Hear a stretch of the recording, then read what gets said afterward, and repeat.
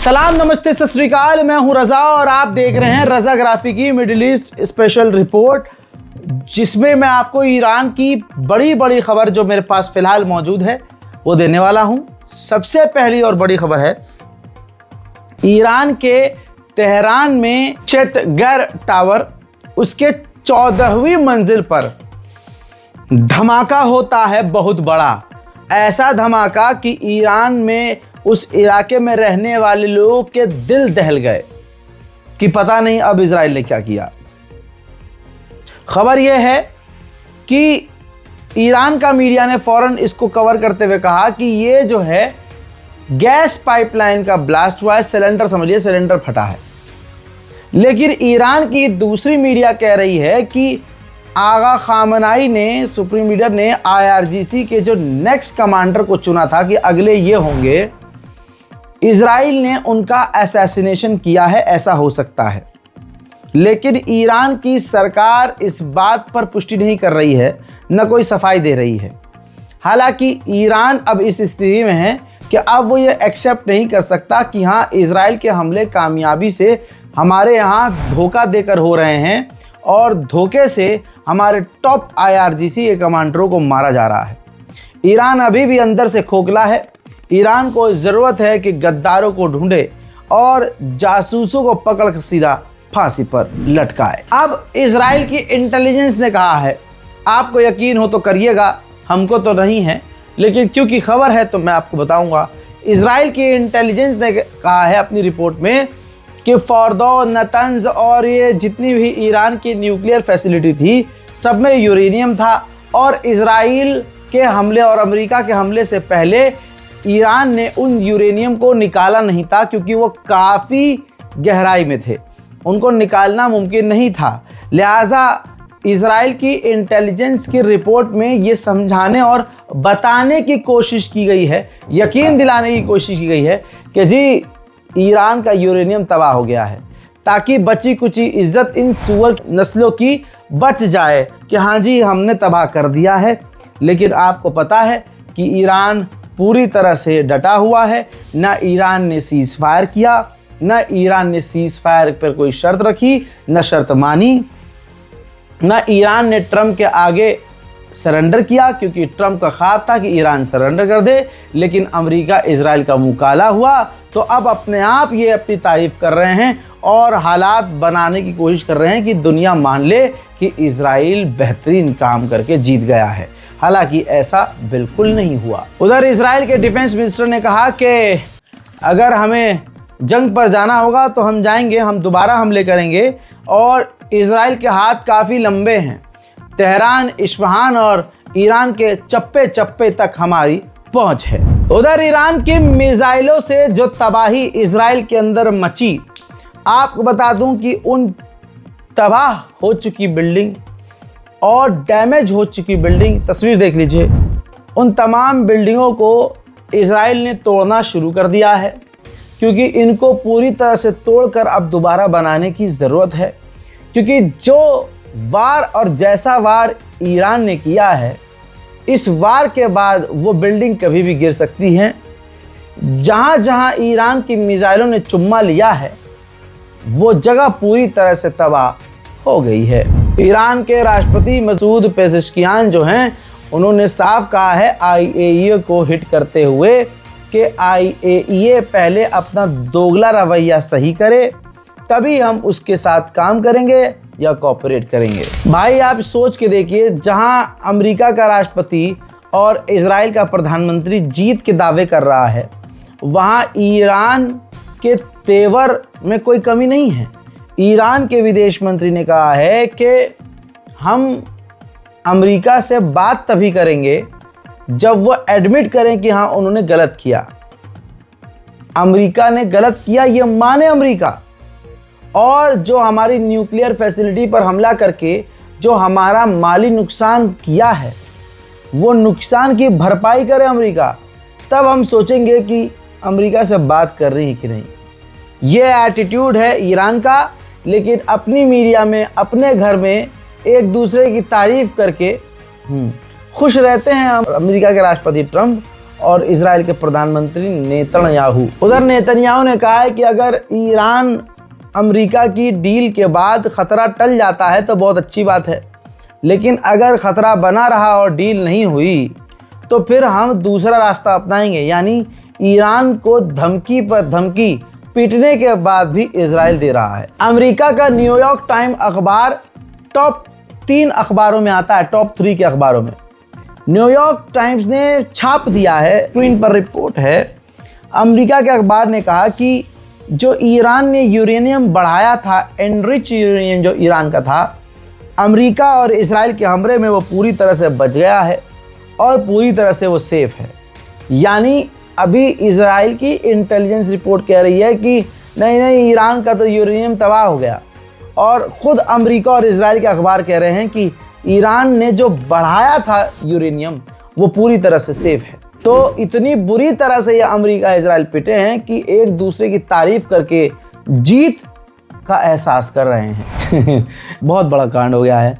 Israel का channel जो 14 है, उसके डिप्टी हेड जो हैं, उनका मोबाइल हैक करके, उनका सोशल मीडिया हैक करके उनकी और उनके चैनल की कई ख़तरनाक सेंसिटिव जानकारियां लीक कर दी गई हैं।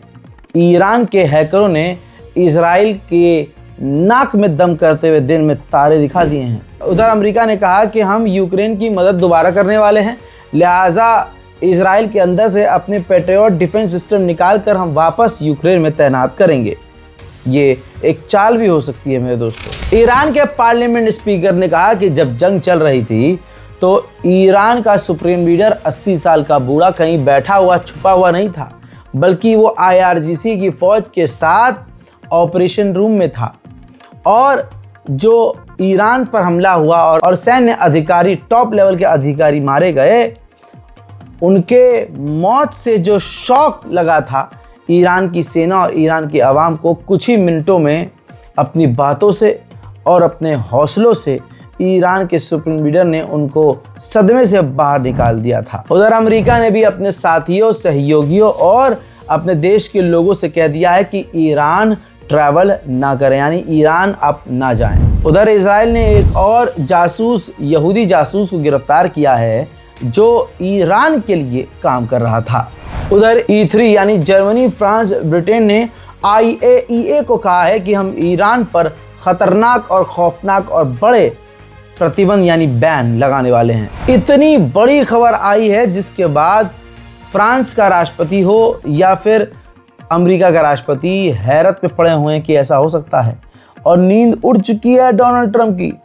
ईरान के एक ऑफिशियल ने कहा है कि डोनाल्ड ट्रंप सन बात नहीं ले सकता, सूरज के नीचे नहीं आ सकता। हो सकता है कि वो अपने पूल में हो या धूप के नीचे लेटा हो सकता है कि एक छोटा सा परिंदा आए, उसके पेट को निशाना बनाए और फिर उसके बाद क्या हो आपको और हमको पता है। लिहाजा साथ में ये भी कह दिया गया कि जो ये फ्रांस के राष्ट्रपति हैं इमैनुअल मैक्रोन, इनको भी डिस्को में निशाना बनाया जा सकता है। फ्रांस का राष्ट्रपति जो है पार्टी खूब करता है, तो ईरान के टॉप लेवल के अधिकारी जब खुल्लम खुल्ला इमैनुअल मैक्रोन और ट्रंप को धमकी दे रहे हैं तो आप समझ सकते हैं कि ये जंग बढ़ेगी।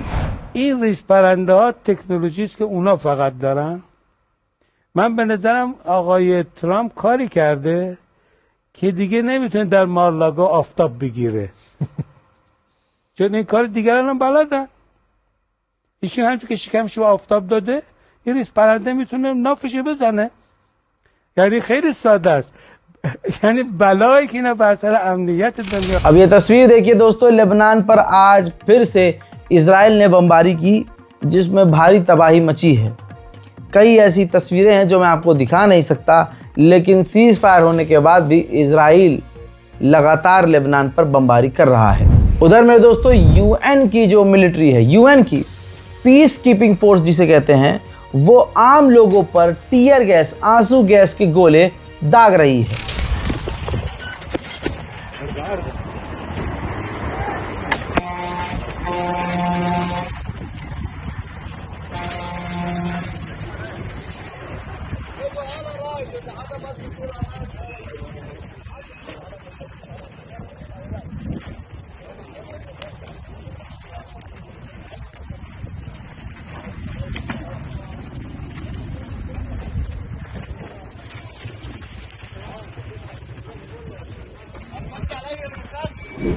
ये बात बिल्कुल क्लियर है कि इंटरनेशनल और यूएन की फ़ौज, पीस कीपिंग, शांति के लिए ये ऐसा कुछ नहीं है, ये कब्ज़ा करने के तरीके हैं।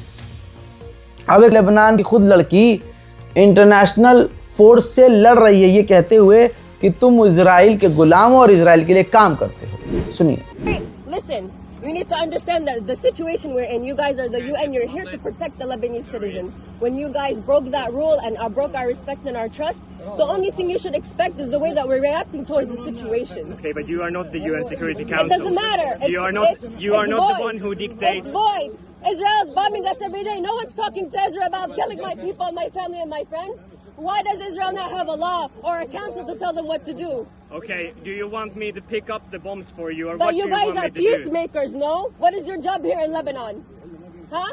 It is to monitor. कल तक अरब के टटपूंजिए, अरब का पेशाब पीने वाले या हिंदुस्तान में कुछ मुल्ला मौलवी बैठे हुए हैं जो ईरान से या यूँ कहूँ कि शिया समुदाय से नफ़रत में इतना डूब चुके हैं कि वो अपनी आंखों के सामने जो सऊदी अरब है उसका यजीदीपन नहीं देख रहे हैं, या यूँ कहूँ कि वो खुद यजीद हैं।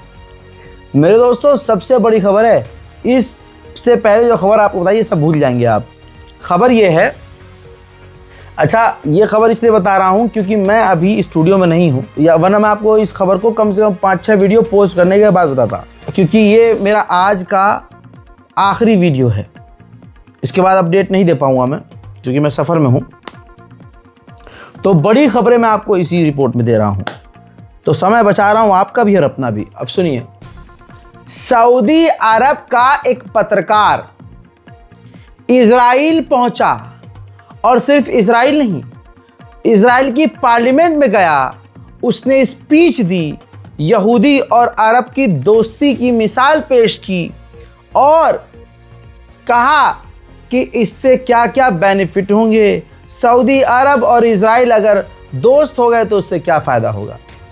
और ये एक अरब का पत्रकार भौंक रहा था और यहूदी ताली बजा रहे थे।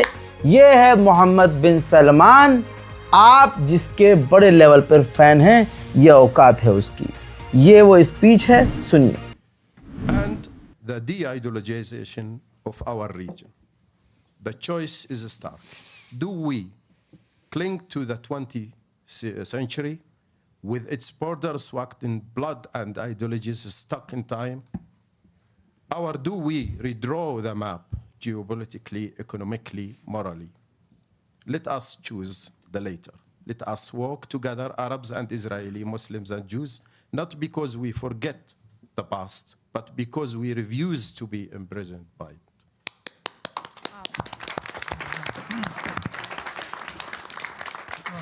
Normalization is not surrender. It's a bold claim that the future belongs to builders, not bombers. That diplomacy is not weakness, but the highest form of strength. Let this be our region's October 7 moment, not a day of descent into darkness, but the point at which we choose the light. Thank you. Thank you. Thank you very much. Gaza के अंदर Israel ने दैरल बला में ख़तरनाक हमले किए। वो रोज़ बमबारी करता है। आज जो उसने बमबारी की तो उस बमबारी से धुआं निकला है। आसमान में तस्वीर देखिए, वो धुआं एक अंगूठी जैसा बन गई है, गोला बन गई है। लोग और एक्सपर्ट कह रहे हैं कि इजराइल गज़ा के अंदर ख़तरनाक हथियारों का टेस्ट कर रहा है और हो सकता है अमेरिका भी अपने हथियारों का टेस्ट इजराइल से गज़ा में करवा रहा हो। अब दोस्तों, ईरान के ऊपर इजराइल की वो रिपोर्ट आई है दोबारा, जिसकी पहली रिपोर्ट में बताया गया था, इंटेलिजेंस रिपोर्ट बताया गया था कि ईरान का यूरेनियम तबाह हो गया है, ईरान अब परमाणु नहीं बना सकता। मैंने कहा था ये झूठ है, प्रोपेगेंडा है। आज दोबारा वही रिपोर्ट अपडेट हुई है और ताज़ा रिपोर्ट में, रिपोर्ट आपकी स्क्रीन पर, ताज़ा रिपोर्ट में, इजराइल की रिपोर्ट में बताया गया है कि ईरान का यूरेनियम तबाह नहीं हुआ है, ईरान का यूरेनियम भारी मात्रा में बच गया है, जिसे ईरान के वैज्ञानिक दोबारा से एक्सेस कर सकते हैं, इस्तेमाल कर सकते हैं। तो आप सोच सकते हैं दुश्मन ने झूठ बोला और बाद में उसको सच एक्सेप्ट करना पड़ा।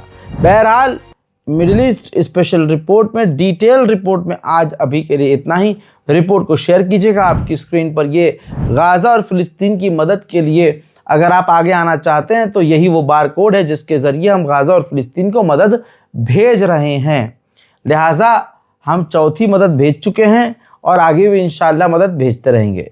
और अल्लाह को राज़ी करने के लिए और बिस्तर पर सुकून से हमें कुछ वक्त नींद आ जाए, ये सोचकर हम मदद के लिए आगे बढ़ रहे हैं। जो करना चाहता है करे, जो नहीं करना चाहता है ना करे, लेकिन गुजारिश सबसे यह है कि हाथ जोड़कर आप लोगों से कहूँगा कि गाज़ा और फ़िलिस्तीन और हिंदुस्तान के मुसलमानों के लिए दुआ ज़रूर कीजिए। मैं हूँ रज़ा और आप देख रहे थे रज़ा ग्राफी अनस्क्रिप्टेड। जय हिंद।